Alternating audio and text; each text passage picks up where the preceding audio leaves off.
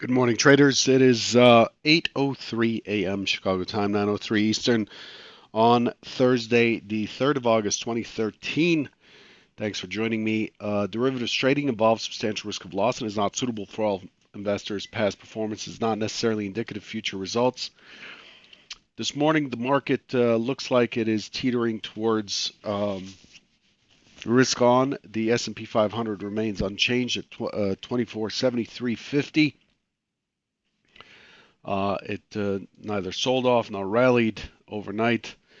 The leader today is crude oil again at 49.85, up 26 cents, up 0.5%, followed by the bonds, the Euro stocks, and Nasdaq. It's a mixed bag today across the board. So there's just no clear. It just seems like money's moving into everything except the Euro and the DAX. The DAX down 11 points or 0.09%, so not much. Same with the Euro. The Euro's down 11 pips, a negative 0.9%. So that's where we stand right now. As far as the news overnight, yesterday we got Tesla reporting. Came in at $1.33 versus $1.94. Tesla reported that it burned through the most cash that it has, about twice as much as last year, 1.2 billion. Also, there's a report that there have been about 66,000 cancellations of the Model 3 vehicle that they just released. So we'll see how that fares out. I don't know how much it is weighted in the indices, but it is a big player. Um, Other than that, I'm not really seeing anything too significant here. We did get some releases from Europe overnight. Um, we got Spain's PMI services for July, Italy's services PMI for July. Both, well, Spain is a little bit under 57.6 versus 58.5, and Italy's 56.3 versus 54.1. I don't know that that's very relevant to what we're doing. Bank of England uh, released its quarterly inflation report, and the Bank of England left interest rates unchanged at 0.25%. Um, the asset purchase target is unchanged at 435 billion pounds. Not much of a change there. This morning at 7:30 Central, 8:30 Eastern, we got initial jobless claims at 240,000 versus 243,000, slightly better. Continuing claims slightly worse at 1.97 million versus 1.96. And then what we're expecting going forward is we're getting U.S. Services PMI final for July at 9:45 Eastern, expecting 54.2. At 10 o'clock, we're getting durable goods orders for June, expecting 0%. Also at 10 o'clock, we're getting ISM non-manufacturing for July at 56.9. Also at 10 o'clock, we're getting factory orders for June at 3%. And then we're left with the natural gas number at 10:30, and that's about all she wrote for the day. As far as what we expected yesterday versus what we got, here's what things look like.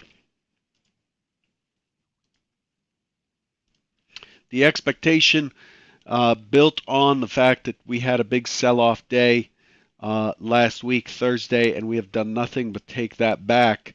The expectation is for the market to continue higher.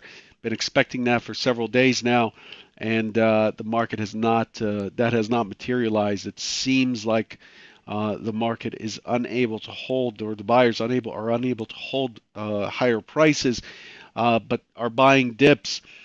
So yesterday we expected a walk back towards 2472 and a quarter, the point of control. Expected an impulse up and then a push through the prior high to 2478 for consolidation there. That did not happen. Again, hypo 1 out the door. The secondary is based on the fact that we have had a pretty strong consolidation over the last couple of days or 3 days. and opening on the high end of the range. Again, we are opening. See, this is the opening price from Monday, opening price from Tuesday, and we were trading at the opening price yesterday. The expectation is because we keep holding this opening price and we have this energy below us, we're likely to see an open test drive or an open drive for a push to new all-time highs to later settle at 24.78, the most attractive price in the area. So that did not happen. Okay, so meh to that. And then Hypo 3 tests higher than sell-off all the way through the range, only to rally later in the session. Again, Hypo 3 comes in not exactly as planned, but Hypo 3 comes in as the leader here. It's unusual that in a week we get two Hypo 3s, at least historically. We generally play the first or second Hypo because those have the highest probability, but the market's really is really jammed right now, and anything can happen here. We're stuck near highs. So here's what we got. We got an open auction. We tested up, got an open auction, and then we dropped, tested the open. We had an impulse down, which set us up for an interesting scenario where we are below the prior day's low. That's the prior day's low. We are against. We have mid against the prior day's value area, so I was stalking for mid, looking for a test of mid for the continuation move. This did not have much buy-side action. It basically just turned up 2.5 points before selling off and continuing the impulse. So we have an impulse, a tight flag, continuation, and then consolidation before the correction. So the correction happens here. We have a higher low, and then we have an impulse up 8.25 points on the way back up. So we ended up rallying on the close as expected for Hypo 3, but we did push lower than I had anticipated. We took out the prior day's low, and then the day before that's low. So we took out Tuesday, Monday's lows, and pushed all the way down before finding buyers.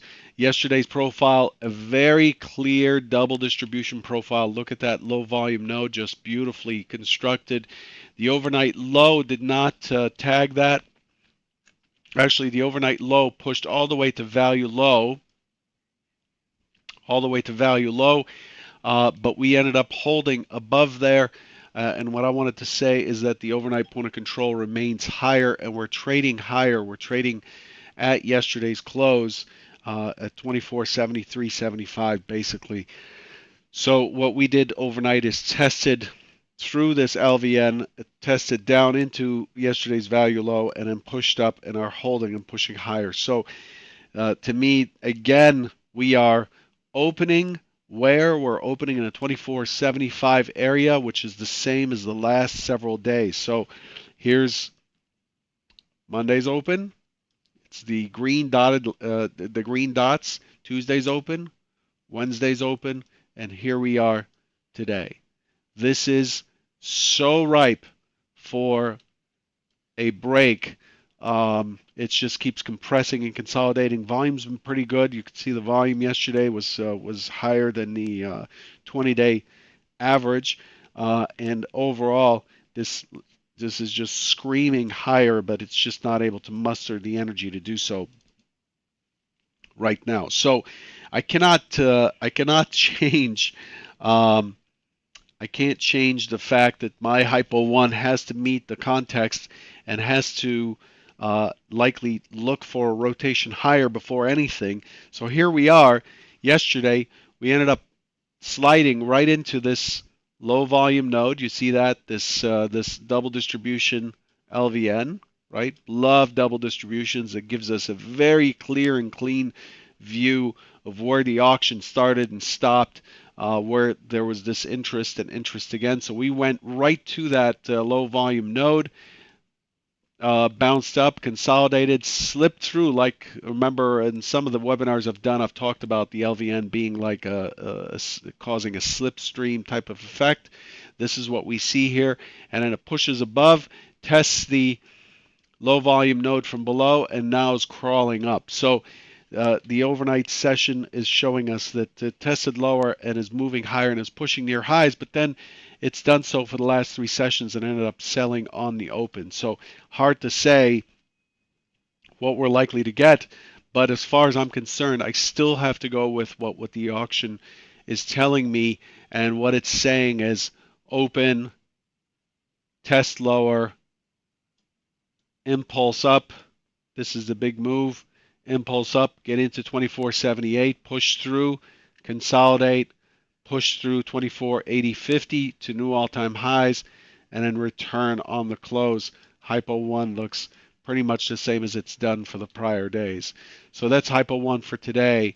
Given the scenario that we're in, I'm still expecting this to break higher and push into that low volume node. We do have somewhat of a weak high that we left behind. My expectation is this gets taken out. There are tons of stops up here, so I'm looking for an initial impulse consolidation and a secondary impulse to take out the all-time high.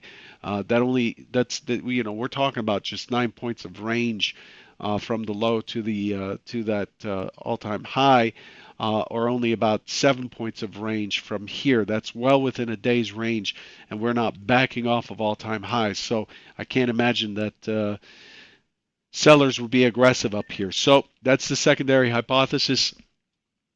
The primary hypothesis. The secondary hypothesis is we see us pushing higher right off the beginning, and then consolidating around the 78 for a test down. So we end up with a neutral day that finishes somewhere in the middle, and that would give us a neutral day after a new all-time high, which sets us up for further selling down to 24.60 over the next couple of days. We have non-farm payrolls tomorrow. So the market will want to see what that's all about. But I'm looking for a push up initially. If the market pushes up initially and then returns back to the opening swing, then I'm going to be pushing the sell side. But overall, my view this morning is to the buy side. I'm looking for the market to finally get through to 24.78 and push that 24.80.50 high. Okay, that's your summary for today. Good luck, and I'll catch you tomorrow. Take care.